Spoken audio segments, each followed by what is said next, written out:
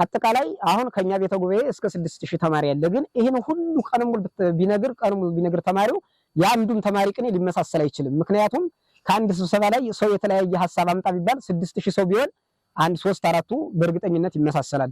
እና ያው እንግዲህ ቅኔ እንደሚታወቀው ለኢትዮጵያ ለኢትዮጵያ ለሀገራችን ለኢትዮጵያ የተሰጠ ልዩ ሀብት ነው። ለሁሉም መሰረት ንባብ ቢነበብ የሚተረጎም በቅኔ ነውና ግዕዙ ወደ አማርኛ ሊተረጎም የሚቻለው ቅኔ ሲታወቅ ነውና ሁላችሁም ተከታታዮች እንድትሆኑ በእግዚአብሔር ስም እንጠይቃችኋለን። እንግዲህ ቅኔ እንዴት መማር ይቻላል? ቅኔ የሚጀምር ሰውስ እንዴት መጀመር ይችላል? በመጀመሪያ ምንድነው ታሪክ ይቀድማል። ታሪክ በመጀመሪያ ሲገባ ታሪክ ያነባል። ምክንያቱም ቅኔ የሚነገር እንደ ቤተ ክርስቲያን ስርዓት ከአንድ ቀን እስከ 30 ቀን በወራት ሁሉ እና በየዓመታቱ ሁሉ የዓመታትና የዓመታት በዓላት አሉ። በ5 ቀን የሚውለው ታሪክ እንደ ቤተ ክርስቲያን ስርዓት የኢትዮጵያው ብርሃን የሃይማኖታችንና የተዋህዶ መሰረት የሚሆን በተለይ ለባይታውያንና ለመነኮሳት አብነት የሚሆኑ ታላቅ ጻድቅ አባታችን ገብረ መንፈስ ቅዱስ ይውላሉ። ለእግዚአብሔር ቀናኢ የሆነ ልጅ ስጠን እያሉ ስምዖንና ቅሌስያ እግዚአብሔርን በጥብቅ ለመኑት ማለት ነው።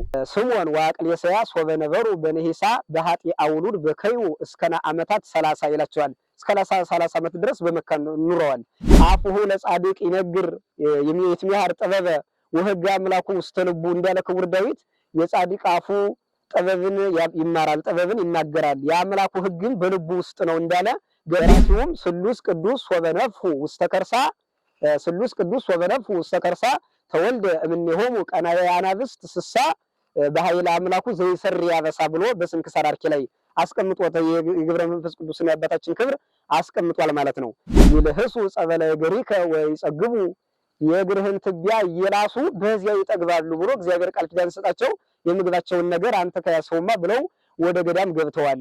ገብረ መንፈስ ቅዱስም ከተወለደ እንኳንስ የእናቱን ጡትም አልጠባው ፍሬ ነገር ለቅኔ የሚያስነግረው ይባላል። ለቅኔ እንግዲህ ከዚህ በኋላ የሚያስነግረው አባታችን ገብረ መንፈስ ቅዱስ የዚህን ዓለም ተድላ ደስታ ንቀው ወደ ገዳም መግባታቸው ለጀማሪዎች መግቢያ የምትሆን እንዳጠቃላይ ሰምና ወርቅ ለሰዎች የሚሆኑ ጉባኤ ቃና ማለት 2 ቤት ናት። የቅኔ መጀመሪያ ናት። ቀጣይ ዘአምላኬ ነው። ከዚያ ምንድነው ጉባኤ ቃና ዘአምላኬ እያለ ይቀጥላልና 2 ጉባኤ ቃናዎችና አልፈን አንድ ዋዜማ አድርገን እናያለን ማለት ነው። ኃጢተ ኤርትራ ወግብጽ ኢትዮጵያ ውክፍተ ንስሐ ዘነፍስ ኃጢተ ኤርትራ ወግብጽ ኢትዮጵያ ውክፍተ ንስሐ ዘነፍስ እምዛ አበ ነፍሳ ገብረቶ ለሊሃ ገብረ መንፈስ ቅዱስ ቀሲስ ሲፈታ ወደ አማርኛ ሲተረጎም ኃጢተ ኤርትራ ወግብጽ ኢትዮጵያ የግብጽና እንደ ኤርትራ በደለኛ የሆነች እናት ኢትዮጵያ ሙያው ይሄ ሲሰጥ ኃጢተ ኤርትራ ወግብጽ ኢትዮጵያ የግብጽና የኤርትራ ኃጢአተኛ ኢትዮጵያ ሲል ኃጢት ኢትዮጵያ ምሳሌ ኃጢት ሰም ኢትዮጵያ ወርቅ ተመስላ የቅኔ ባለቤት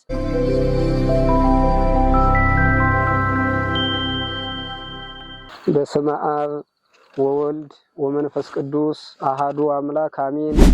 ዘይገለብቦ ለሰማይ በደመና ወያስተደሉ ክረምተ ለምድር ሰማይን በደመና የሚሸፍን ለምድር እንደመጠኗ ዝናምን የሚልክ ዘትማለም ቅድመ ዓለም የነበረ ለቀዳማዊነቱ መነሻ የሌለው ወዮ ማዕከላዊ ሆኖ ዛሬ ያለ ለማዕከላዊነቱ ወሰን የሌለው ወክመ ወይቱ እስከ ለዓለም ዓለምን አሳልፎ ኋላ የሚኖር ለዳህራዊነቱ መድረሻ የሌለው ለወለ ባህሪ የምስጋናው የሆነ ጌታችንና አምላካችን መድኃኒታችን ኢየሱስ ክርስቶስ ስሙ ዛሬም ዘወትርም የተመሰገነ ይሁን።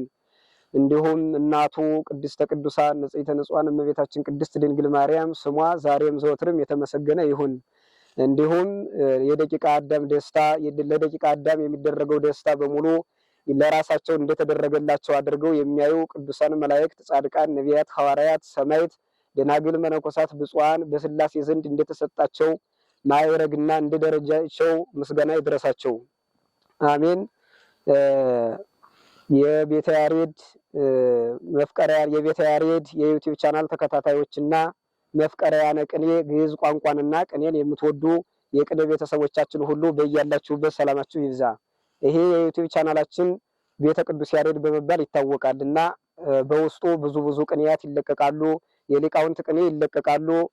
አጠቃላይ ቅኔያት እስከ ንባባቸው እስከ ፍቻቸውና እስከ ረቂቅ ተራቀው እስከ ምስጢራቸው ድረስ ይነገሩበታል።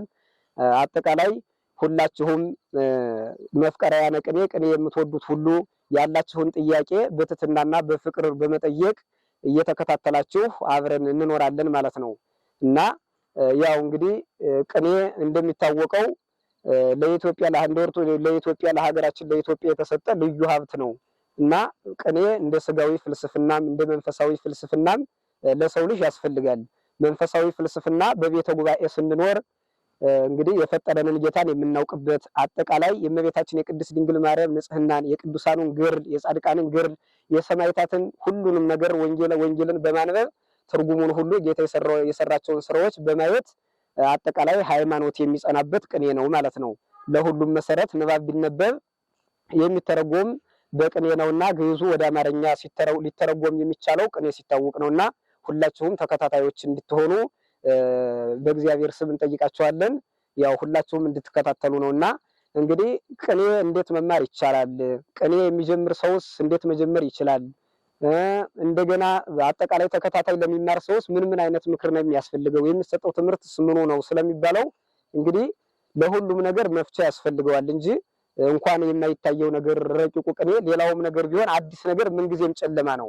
ከማናውቀው ሀገር እንኳን ብንሄድ የምንሄድበት ግራው ነው የሚገባን እና ይሄ ደግሞ የማይታይ ረቂቅ ስለሆነ ሲታይ ጨለማ መስሎ ይታያል። ከገባ በኋላ ግን በቃ በምስጢር እስከ ላይ ድረስ የሚነጥቅ ደስታ የሚሰጥ ብዙ ነገር ያለበት ምስጢርን የያዘ የቅኔ ትምህርት ነው ማለት ነው እና እንደ አጠቃላይ ትምህርት ሊገባ የሚችለው የቅኔ ተማሪ በመጀመሪያ ምንድነው ታሪክ ይቀድማል። ታሪክ በመጀመሪያ ሲገባ ታሪክ ያነባል።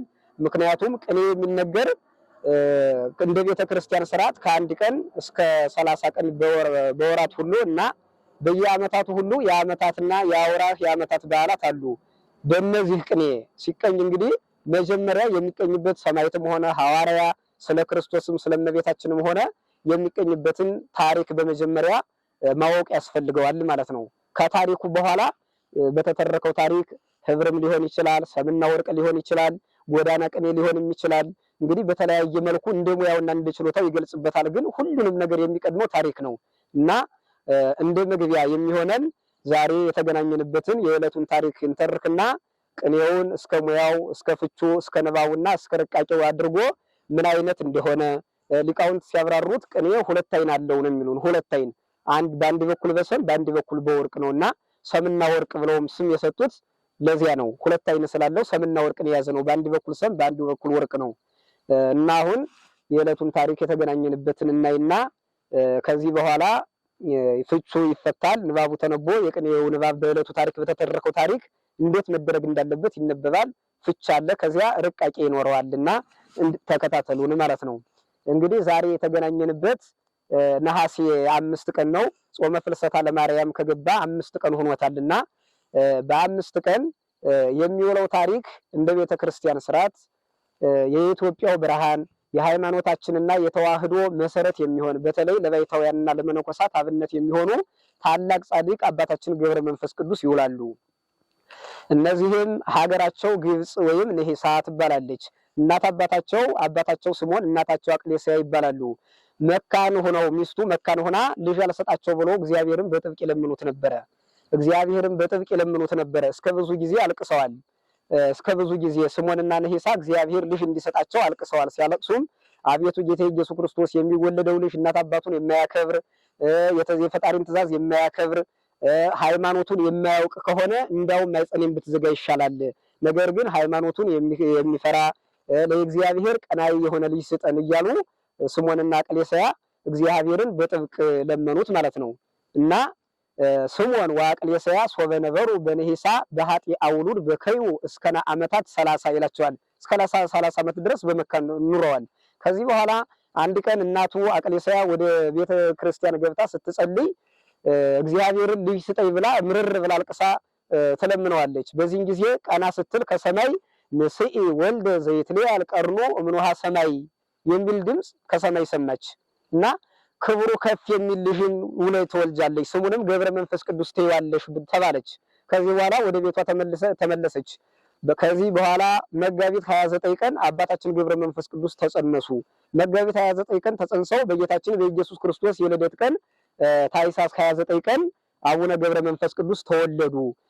በተወለዱ ጊዜም አቡነ ገብረ መንፈስ ቅዱስ እንግዲህ እንደተወለዱ አፉሁ ለጻድቅ ይነግር የትሚሃር ጥበበ ወህግ አምላኩ ውስተ ልቡ እንዳለ ክቡር ዳዊት የጻድቅ አፉ ጥበብን ይማራል፣ ጥበብን ይናገራል፣ የአምላኩ ህግን በልቡ ውስጥ ነው እንዳለ ገና እንደተወለዱ ስብሐት ለአብ ስብሐት ለወልድ ስብሐት ለመንፈስ ቅዱስ ዘአውጻእከን እምጽልመት ውስተ ብርሃን ብለው አመሰገኑ።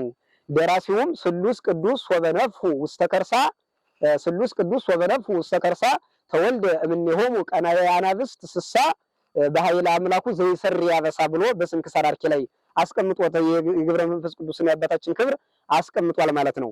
ከዚህ በኋላ 3 ዓመት ሲሆናቸው ቅዱስ ገብርኤል ነጥቆ ወደ ገዳም ይዟቸው ይሄዳል። የገዳሙ አበምኔት አባ ዘመዴ ብርሃን ይባላሉ። አባ ዘመዴ ብርሃን ቅዱስ አባታችን ጻድቁ ገብረ መንፈስ ቅዱስ በስላሴ ዘንድ ባለሟልነትን ስላገኘ እነሱም የበቁ ስለነበሩ እንደሚመጣ አውቀዋል። ቅዱስ ገብርኤል ይዞት ቢሄድ በመንፈስ አውቀዋልና ፍሱሃ ገጽ ሆነው ተገኙ። ከዚህ በኋላ ለገዳሙ ሲሰጣቸው አባታችን አባ ዘመዴ ብርሃን ጻድቁ ገብረ መንፈስ ቅዱስን እያስተማሩ ሥርዓተ ቤተክርስቲያንን እያስተማሩ ሃይማኖትን ሁሉን ሥርዓተ ቤተክርስቲያንን እያስያዙ አሳደጓቸውና ግብረ ዲቁና አስተምረው ዲያቆን አደረጓቸው። ከዚህ በኋላ ዲያቆን ሆነው በተልእኮ ሲፋጠኑ በአጭር ታጥቀው ለእግዚአብሔር አገልጋይ ሆነው ከልባቸው ሲያገለግሉ እግዚአብሔር መርጧቸዋልና በእጃቸው ብዙ ታምር ተደረገ። ዕውራን በሩ፣ ለምጻሞች ነጹ፣ ምውታንም ከመቃብር ላይ ተነሱ። ይህን የሰሙ ሊቃውንት፣ ኤጲስቆጶሳት፣ ጳጳሳት ከሀገር ወደ ሀገር ተፈልገው እየመጡ ስራ የሚያስፈቷቸው ሆኑ። የጸሎት ጊዜ፣ የአገልግሎት ጊዜ አሳጧቸው። አጠቃላይ በሽተኛ ዘመድ ያለው ሰው በሽተኛውን እየያዘ፣ አይነ ስውር ያለው ሰው አይነ ስውር እየያዘ አስመራቸው።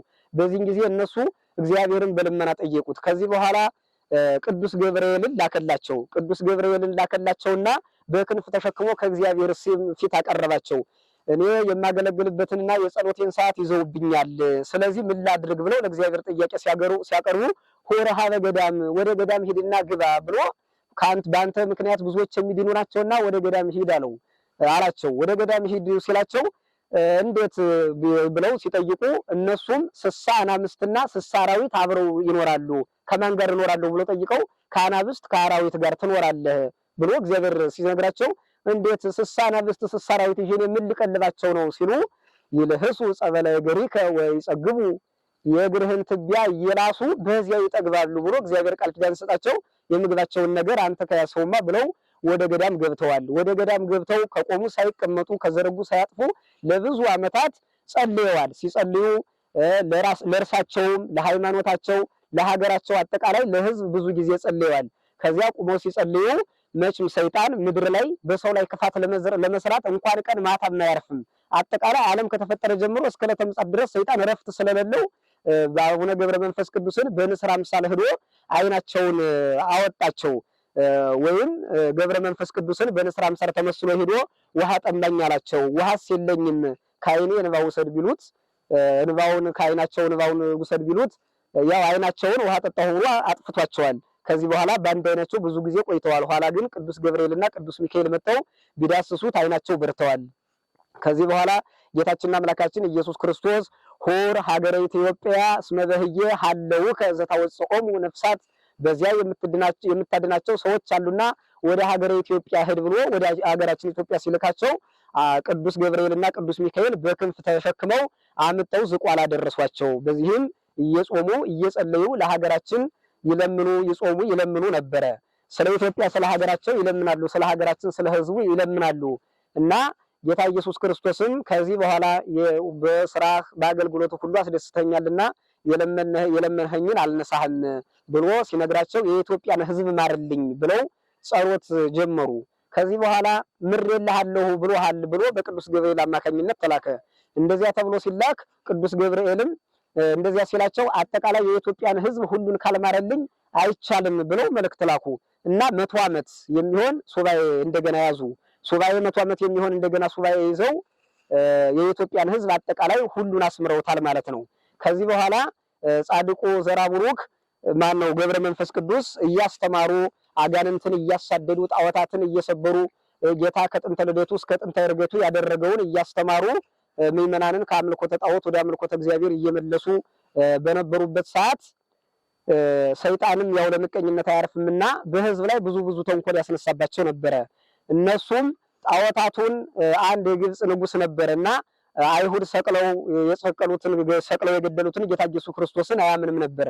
እነሱ አንተ ሰውዬ ሊሰብኩ ሲሄዱ አጋንንት ሁሉ እየተቀጠቀጡ በጣዖቱ ላይ ያደረው ጣዖቱ እየተሰበረ አጋንንቱ ሲጠፋ አንተ ሰውዬ ልብስህም ጸጉር ነው፣ ከሰው ወገን ነህ፣ ከየት ነህ አሉት። ያውም ሰው ነኝ አለ እና ከየት ተላክ ሲለው አይሁድ በዕፀ መስቀል ላይ ሰቅለው የገደሉት የጌታ ኢየሱስ ክርስቶስ ሐዋርያ ነኝ ሲሉት ከቴም የሱ ነው ብሎ ሐዋርያ ጭፍሮችን አዝዞ ገብረ መንፈስ ቅዱስን እንዲገሉት አደረገ። በእሳት ሊያቃጥሉት ሲሉ በእሳቱ ላይ ተመላልሰው ሲወጡ ብዙዎች አምላክስ የአባታችን የገብረ መንፈስ አምላክ ነው ብለው ወደ ተዋህዶ ሃይማኖት ሲመለሱ እነዚያን በሰይፍ አስፈጃቸው። በአቡነ ገብረ መንፈስ ቅዱስ ላይ ሰይፍ ያነሱት ሰራዊት ግን እዚያው ላይ እየወረደ መብረቅ ፈጃቸው። ንጉሱም እዚያው ላይ ምድር ተከፍታ ውጠዋለች ማለት ነው። ከዚህ በኋላ መንገድ ሲጓዝ አቡነ ገብረ መንፈስ ቅዱስ ሥላሴን በአምሳለ አረጋውያን መንገድ ላይ ያገኛቸው። ደክሞናል ሸኘን አሉት። እሱም አዝኖ እንደ አብርሃም እያፈራረቀ ሲሸኛቸው ከዚህ በኋላ ይበቃሃል፣ እህል አትበላ፣ የምትጠጣ አትጠጣ፣ አትበላ፣ ይበቃሃል፣ ትደክማለህ አሉት። ገብረ መንፈስ ቅዱስም ከተወለደ እንኳንስ የእናቱን ጡትም አልጠባ፣ እንኳን እህል ውሃ የእናቱን ጡትም አልጠባ፣ በስብሐተ እግዚአብሔር ነው ያደገ። ምስጋና ምግቡ መጠጡ ምግቡ እንደ ምስጋናው እንደዚያ ተቆጥሮለት ነበርና ማን ነገራችሁ ሲሉት እዚያ ላይ አንድነታቸውን ሶስትነታቸውን አስረድተው ተሰወሩት ይላል። ከዚህ በኋላ ጻድቁ አባታችን ገብረ መንፈስ ቅዱስ እንዲህ እያደረጉ ለኢትዮጵያ ለሀገራችን ለኢትዮጵያ አጠቃላይ ለሕዝብ ሁሉ ብዙ ቃል ኪዳን ተቀብለው ከሥላሴ ዘንድ በስምህ ተስካር ያደረገ ወርሃዊ በዓልህን የሚዘክር በስምህ ለድሃ የሚራራ ካለ እስከ ብዙ ትውልድ ድረስ እምርልሃለሁ ተብለው አባታችን አቡነ ገብረ መንፈስ ቅዱስ ከዚህ ዓለም ርፈት ተገላግለው ወደማያልፈው ዓለም ወደ ጌታ ኢየሱስ ክርስቶስ ሂደዋል ማለት ነው። ታሪኩ ከብዙ በጥቂቱ ይህንን ይመስላል።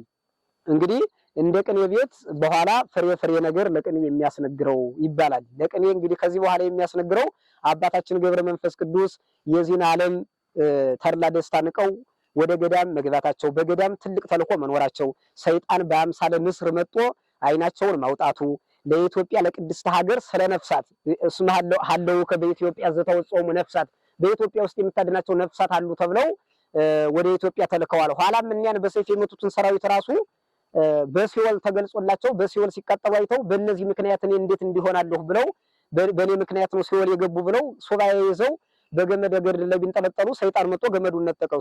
ሊወድቁ ሲሉ ቅዱስ ገብርኤል መጥቶ ቢይዛቸው ተወው ፈቃዴ ነው ልውደቅ አሉት። ኋላ ወድቀው ጥርሳቸው የረገፈበት ወይን አብቅሎ በኋላ ለብዙ ምዕመናን ጥቅም ሲሰጥ ቆይቷል ማለት ነው። እና በንስር አምሳል አቡነ ገብረ መንፈስ ቅዱስን ሰይጣን ማሰሳቱ እነሱ ለኢትዮጵያና ለኢትዮጵያ ሕዝብ ስለ ድነታቸው መለመናቸው፣ አጠቃላይ ለኢትዮጵያ የወደፊት ቃል ኪዳን ማስገባታቸው፣ በስማቸው የዘከረውን ለድሃ የራራውን እግዚአብሔር እንዲምር ቃል ኪዳን መቀበላቸው ያስነግራል ማለት ነው። እንግዲህ ይሄ አጠቃላይ የአባታችን የገብረ መንፈስ ቅዱስ ታሪክ ያው ከገድላቸው የተወሰደ ባጭሩ ነው እንጂ የቅዱሳን ታሪክ ብዙ ታሪክ አላቸውና ይሄ እንግዲህ እንዲህ ሲሆን ይሄ ታሪክ በመጀመሪያ ይተረካል። ይሄ ታሪክ ይተረክና ከዚህ በኋላ ቅኔ የሚቆጥር ተማሪ ያለ እንግዲህ ቅኔ የሚቆጥረው ደግሞ ታሪኩ ምንድነው? ገብረ መንፈስ ቅዱስ የኢትዮጵያ ነፍስ ለማዳን ስለ ኢትዮጵያ ጸልየዋል። ስለዚህ ገብረ መንፈስ ቅዱስ ለኢትዮጵያ ሕዝብ ለነፍሳቸው በመጸለያቸው ሊያስብ ይችላል ማለት ነው እና ለጀማሪዎች መግቢያ የምትሆን እንዳጠቃላይ ሰምና ወርቅ ለሰዎች የሚሆኑ ጉባኤ ቃና ማለት ሁለት ቤት ናት። የቅኔ መጀመሪያ ናት። ቀጣይ ዘአምላኬ ነው። ከዚያ ምንድነው ጉባኤ ቃና ዘአምላኬ እያለ ይቀጥላልና ሁለት ጉባኤ ቃናዎችና አልፈን አንድ ዋዜማ አድርገን እናያለን ማለት ነው።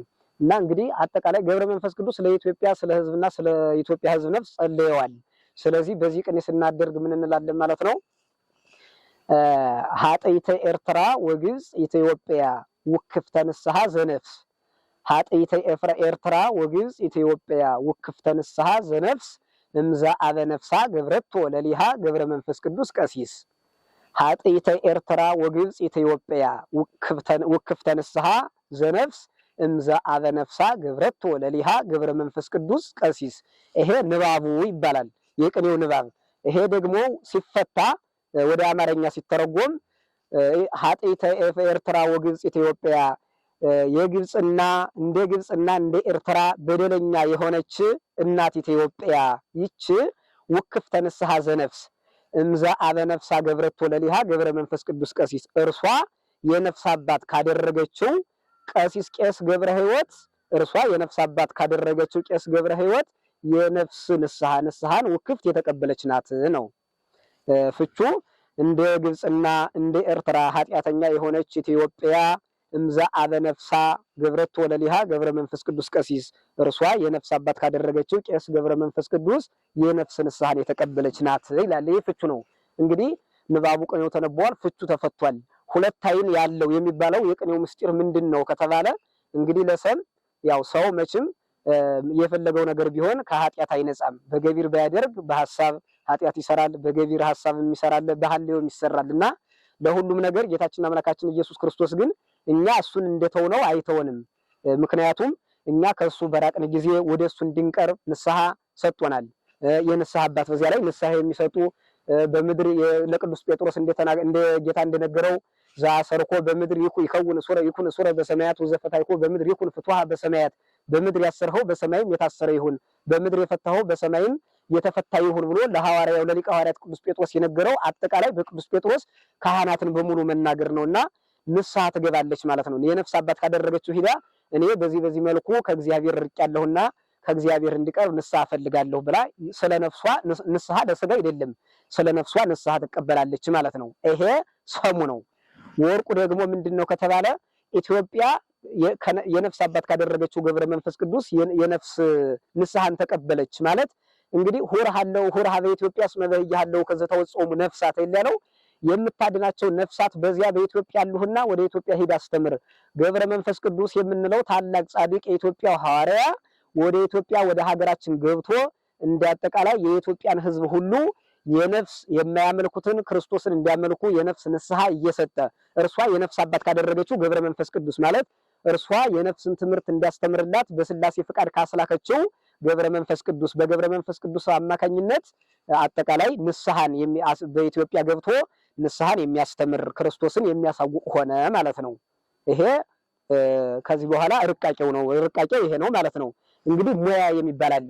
ሙያ ማለት ምን ማለት ነው? አንድ ሰው በሚሰራው ስራ ሊጠራበት የሚችል ነው። አንድ ሰው እንግዲህ የተለያየ የሥራ ዘርፍ ሊኖረው ይችላል። ግን ሙያ ራሱን የቻለ ሙያ አለው። ቅኔም ንባቡ ይነበባል፣ ይፈታል፣ ይረቀቃል። ከዚያ በኋላ ምን አለው? ራሱን የቻለ የቅኔ ደግሞ ሙያ የሚባል አለው። ሙያ አገባብ የምንለው አለ፣ ቅጽል የሚሆን አለ፣ ተሳቢ የሚሆን አለ። ያንን ሙያ እንለዋለን ማለት ነውና ሙያው ይሄ ሲሰጥ ኃጢተ ኤርትራ ወግብጽ ኢትዮጵያ የግብጽና የኤርትራ ኃጢአተኛ ኢትዮጵያ ሲል ኃጢት ኢትዮጵያ ምሳሌ ኃጢት ሰም ኢትዮጵያ ወርቅ ተመስላ የቅኔ ባለቤት አገባብ ፍቹና ሙያው አጫፋሪ ኤርትራ ግብጽ በተጫፍረው የኃጢት ዘርፎች ውክፍት የውቱ ተሳቢ ውቱ ማሰሪያ ይስባል እንጂ አይሳብም። ንስሐ የውክፍት ተሳቢ ዘርፋጊያዥነቱ ውክፍተ ንስሐ ነፍስ የሚያሰኝ አገባብ ፍቹ ከሙያው መነሻ አገባብ ፍቹ የሙያው ቅጽልነቱ ለቀሲስ ገብረ መንፈስ ቅዱስ አብ የገብረቶ ተሳቢ ነፍስ የአብ ዘርፍ ገብረቶ እንዳያስር ዘይጠብቃል ለሊሃ የቅጽል ባለቤት ገብረ መንፈስ ቅዱስ ቀሲስ ምሳሌ ቀሲስ ሰም ገብረ መንፈስ ቅዱስ ወርቅ ተመስሎ የመነሻ ባለቤት ይላል ማለት ነው። ይሄ የቅኔው ሙያ እና የቅኔው ሂደት ነው ማለት ነው። እንግዲህ ለኢትዮጵያ መጥቶ የንስሐ ነፍስን በማስተማሩ አየን። ከዚህ በኋላ ደግሞ ሌላው ተማሪ እንግዲህ አጠቃላይ አሁን ከኛ ቤተ ጉባኤ እስከ 6000 ተማሪ ያለ ግን ይሄን ሁሉ ቀንም ቢነግር ተማሪው የአንዱም ተማሪ ቅኔ ሊመሳሰል አይችልም። ምክንያቱም ከአንድ ስብሰባ ላይ ሰው የተለያየ ሐሳብ አምጣ ቢባል 6000 ሰው ቢሆን አንድ 3-4ቱ በእርግጠኝነት ይመሳሰላል። ቅኔ ቤት ግን በቃ በየትኛውም መንገድ ቢሆን አንዱ ያደረገውን ደግሞ ማድረግ የተከለከለ ነው። የሰው መሳለቂያ መሳቂያ እንደለዋቂ ነው ሲጀመር የሚቆጠር አገባብም አይደለ እና ሁሉም ሊቃውንቱ የቤተ ጉባኤው ተማሪ ሲነግር ቀንም ሙሉ የሚያመጣው ምስጢር ሌላ ነው። ይሄ እንግዲህ ስለ ኢትዮጵያ በመላኩ ስለ ነፍስ የቆጠረ ሊሆን ይችላል። ቀጣይ ደግሞ ገብረ መንፈስ ቅዱስ ከአንበሳ ከነምር ጋር በገዳም ኑረዋል ይላል። በገዳም ኑረዋል ከአንበሳ ከነምር ጋር። ስለዚህ አንበሳ ነምር ጋር ከኖሩ በዚህ እንዴት አድርገን ቅኔ ልናመጣ እንችላለን የሚለውን እግረ አራዊት ምንድነው? ለገዳመ ጻድቅ ሕይወት ይከይዳ ዘአራዊተ ሲኦል እግር ለገዳመ ሕይወት ጻድቅ ይከይዳ ዘአራዊተ ሲኦል እግር እስመ በውስቴታ ይደምጽ አምጣነ ባቲ ይደምጽ ግርማዊ ድምፀ አንበሳ ወነምር ይላል። ለገዳመ ጻድቅ ሕይወት እየከይዳ ዘአራዊተ ሲኦል እግር አምጣነ ባቲ ይደምጽ ግርማዊ ድምፀ አንበሳ ወነምር። ይሄ ንባቡ ነው። ትርጓሜው ሲተረጎም እንግዲህ ይሄ ንባቡ ነው። ወደ ትርጉሙ ስንገባ ለገዳመ ጻድቅ ሕይወት እየከይዳ ዘአራዊተ ሲኦል እግር የሲኦል አራዊት የአራዊት እግር የጻድቅ ገብረ መንፈስ ቅዱስ ሕይወት ጫካን እየከይዳ የሲኦል አራዊት የአራዊት እግር አይረግጣትም። የሌላ አራዊት እግር የገብረ መንፈስ ቅዱስ ሕይወት ጫካን አይረግጣትም። አምጣነ ባቲ ይደምጽ ግርማዊ ድምፀ አንበሳው ወነምር የሚያስፈራ የነምርና የአንበሳ ድምፅ በእሷ ይሰማልና ወይንም ይሰማባታልና ይላል ማለት ነው። ይሄ ፍቹ ነው ማለት ነው። ይሄ ተፈታ። እንግዲህ ከተፈታ ምንድነው ርቃቄ ማለት ነው። ልክ እንደ ቅድም እንደ ምስጢሩ ስናየው ይሄንን ምንድነው የሲኦል አራዊት የአራዊት እግር የገብረ መንፈስ ቅዱስ ገዳም ጫካ ሕይወትን አይረግጣትም የሚያስፈራ የነምርና የአንበሳ ድምፅ ይሰማባታልና ነው። እንግዲህ እንደ ተፈጥሯቸው አራዊትም አንዱ ካንዱ በግርማ ይበልጣልና ጌታ ከፈጠራቸው የዱር አራዊቶች አንበሳና ነምር በግሩማን ይታወቃሉ። ፈጣኖች ናቸው። ነብር ፈጣን ነው። አንበሳ ጉልበት አለው፣ ደፋርም ነውና ሌላውን አራዊት ሰብሮ የመብላት አቅም አላቸው። የነብር ድምፅና የአንበሳ ድምፅ የሚሰማበት ከሆነ ስለሚያጉረመርሙ ነብር ያጉረመርማል፣ አንበሳም ያጉረመርማል። እነሱ ካጉረመረሙ ሌላው አራዊት በዚህ አካባቢ ብትንትኑ ይጠፋል ማለት ነው። ብትንትኑ አንበሳ ጌታችን ኢየሱስ ክርስቶስም በነቢያት በነቢዩ ሱቱኤል በአምሳል አንበሳ የታየበት ምክንያት አንበሳ ግሩም ስለሆነ አንበሳ ከጮኸ ሌሎቹ አራዊት መቆም መረጋጋት ስለማይችሉ ጌታችን ኢየሱስ ክርስቶስም ዓለምን ለማዳን ወደዚህ ዓለም ሲመጣ አጠቃላይ በሰው ልጅ ላይ ተቆራይተው ሲያሰቃዩ የነበሩ አጋንንት በሙሉ ብትንትናቸው ስለሚወጣ ነውና እንግዲህ የአንበሳና የነምር ድምፅ የሚሰማበት ጫካ ከሆነ እነሱ ብቻ ተጀንነው ይኖሩበታል እንጂ ሌላ አራዊት አይረግጠውም ማለት ነው። ይሄ ለሰም ነው።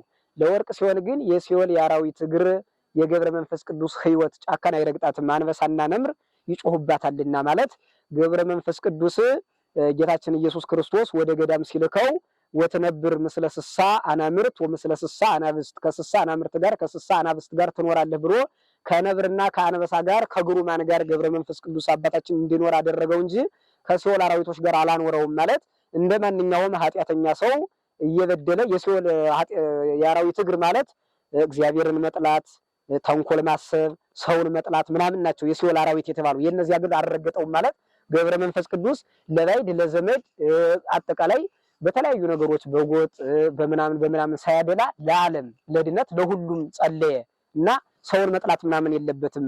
ከአንበሳና ከነምር ጋር በገዳም ገብረ መንፈስ ቅዱስ የሚኖር ሆነ እንጂ ለማለት ነው። እንግዲህ የዚህ ሙያ ደግሞ ምንድነው? ለህይወት ኑሮ ማለት ነው። ህይወቱ የነበረበት ኑሮ ህይወቱ ከአንበሳ ጋር ነው። ለአገባብ ፍቹን ሙያው ተጠቃሽነቱ ለይከይዳ ህይወት ገዳም ምሳሌ ገዳም ሰም ህይወት ወርቅ ተመስሎ የተጠቃሽ ባለቤት ጻድቅ የገዳም ዘርፍ ይከይዳ ማሰሪያ ይስባል እንጂ አይሳብም።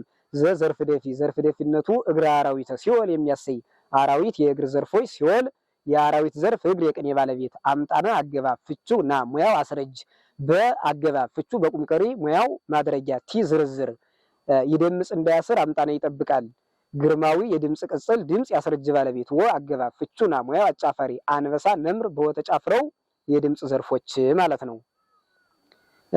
እንግዲህ ይሄ ሁለት ጉባኤ ቃናዎች ናቸው። እንደ ቅኔ ደግሞ ለፍ ብሎ ለማየት አንድ ዋዜማ እናይና በዚሁ እናጠናቅቃለን ማለት ነው። እንግዲህ ዋዜማ ደግሞ ስናይ አሁን ይሄ ተማሪው የማይገናኝበትን አጠቃላይ የቅኔ ሊቃውንት የማይገናኙበትን ቅድም ስለ ኢትዮጵያ ስለመጸለዩ አንዱ ተደረገ።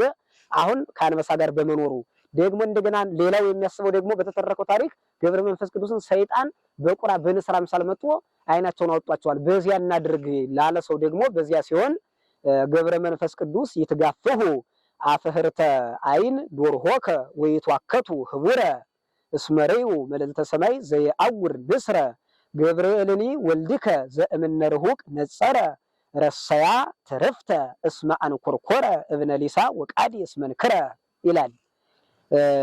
ገብረ መንፈስ ቅዱስ ይቷከቱ አፈህርተ አይን ዶርሆከ ወይትጋፈኡ ህቡረ እስመሬው መልዕልተ ሰማይ ዘየአውር ንስረ ገብርኤልኒ ወልድከ ዘእምነ ርሁቅ ነጸረ ረሰያ ተረፍተ እስመ አንኮርኮረ እብነ ሊሳ ወቃዲ እስመንክረ ይላል ማለት ነው።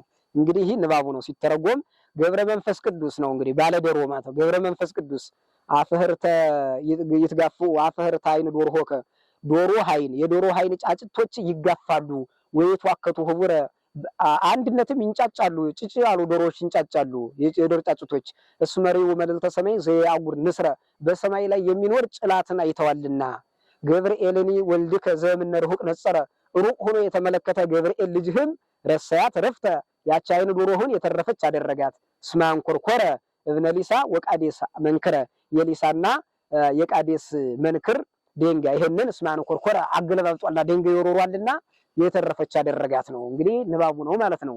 ሰምና ወርቅ ነው ይሄ ሰምና ወርቅ ነው እንግዲህ ይሄ ሰምና ወርቅ ሲሆን ንባቡ ሲሆን ትርጉሙ ተተረጎመ ግን ሰምና ወርቅ የሚባለው ደግሞ ምስጢሩ ሲብራራ እንግዲህ ለሰሙ ዶሮ እንደሌሎች በሰማይ እንደሚሽከረከሩት አይዋፍ ክንፍ ተሰጥቷት በክንፏ ትተዳደራለች። ነገር ግን አብዛኛውን ጊዜ ብዙ መብረር አትችልም፣ እግርም አላት። እንደ ምድራውያን እንስሳት ደግሞ እግር አላት፣ በእግሮቿ ትተዳደራለች። በክንፍ ብዙ መብረር አትችልምና ጭላት የሚባል ደግሞ በሰማይ የሚዞር ዶሮዎችን በተለይ ጫጩቶችን እየነደፈ የሚያነሳለ ያኔ ጫጩት ባለበት አካባቢ ሲሮጥ ንስሩ በላይ ሲታይ ያሞራው ጫጩቶች አጠቃላይ ወደ እናታቸው ክንፍ ርር እያሉ በቃ ይጮጮሃሉ። ያኔ ኧረ አንተ ንስሩ አይተው ዶሮዎች እኮ ተበሉልህ ምናምን ይባላል። ያኔ ልጅ ደግሞ ሩቅ ካለ ከሩቅ ያለ ደንጋውን ወደ ሆኖ ቅርብ ባይሆንም ከሩቅ የተመለከተ ልጅ ገብርኤል ደንጋውን ወደ ሆኖ መንክር ደንጋል ሲወረጉረው ያው ያኔ ያተርፋታል ማለት ነው። ያተርፋታል ዶሮይቱን። ይሄ ለሰም ሲሆን ለወርቅ ግን ገብረ መንፈስ ቅዱስ የዶሮ አይንህ ጫጭቶች ይታወካሉ ማለት ገብረ መንፈስ ቅዱስ የአይንህ ብርሃናት ጠፉ። አይንህ ከፀሐይ ጋር ተዋህደው የሚያዩት ብርሃን ጠፋ። ምንድነው? በሰማይ የሚዞር ንስር አይተዋልና ሰይጣን በንስር አምሳል ተመስሎ አይንህን ቸክቷልና ገብርኤልም መንክር ደንጋን ወሩሮ አተረፋት ማለት በኋላ ቆሞ ሲጸልይ ቅዱስ ገብርኤል ተልኮ አይኑን ቢዳስሳት እንደነበረች አድርጎላታልና ገብረ መንፈስ ቅዱስ ግን በኋላ መጥቶ አይንህን በጌታ በኢየሱስ ክርስቶስ አማካኝነት ቅዱስ ገብርኤል ተልኮ መጥቶ አይንህን እንደነበረች እንድትኖር አደረጋት ማለት ነው። እንግዲህ ያው ለዛሬው ይበቃናል። ይሄንን የተመለከታችሁ በየዕለቱ በየወርሃ በዓሉና በየዓመታዊ በዓሉ የሚደረጉትን ታሪካቸውን ታሪኩ የተተረከ በየትኛውም ነገር ቢሆን ሳይታጠብ የሚበላ የለም። ለመብላት መጀመሪያ መታጠብ ነው። ቅኔ ለማድረግ በየትኛውም አቅጣጫ ቢሆን እንግዲህ ቅኔ በብዙ ነገር ሊደረግ ይችላል። ግን በየትኛውም ነገር ቢሆን ሰው ቅኔ ሊያረግበት የፈለገን ነገር ታሪኩን ከመጀመሪያ እስከ መጨረሻው ማወቅ ግዴታ አለበት። ይሄ ካልሆነ ምንም የሚሳካ ነገር የለም። ታሪክ ስለሚቀድም ነው ታሪኩን ያስቀደምነ እና እንግዲህ ታሪክም እንለቃለን። ታሪክ ይለቀቅበታል። ይሄ የዩቲዩብ ቻናል ቤተ ቅዱስ ያሬድ ይላል። ታሪክ ይለቀቅበታል። የአባቶቻችን የቅዱሳን የጻድቃን ግርል አጠቃላይ ታሪካቸው በየወሩ እየተለቀቀ ከ1 እስከ 30 ቅኔ እስከ ርቃቄው እስከ ፍቹ ይለቀቅበታል። ተከታተሉን። ያው ፎሎ ሼር ማድረጋችሁን ደግሞ እንዳትረሱ ስንል እናሳስባለን ማለት ነው። ይቆየን። ስብሐት ለእግዚአብሔር ወለወላዲቱ ድንግል ወለመስቀሉ ክቡር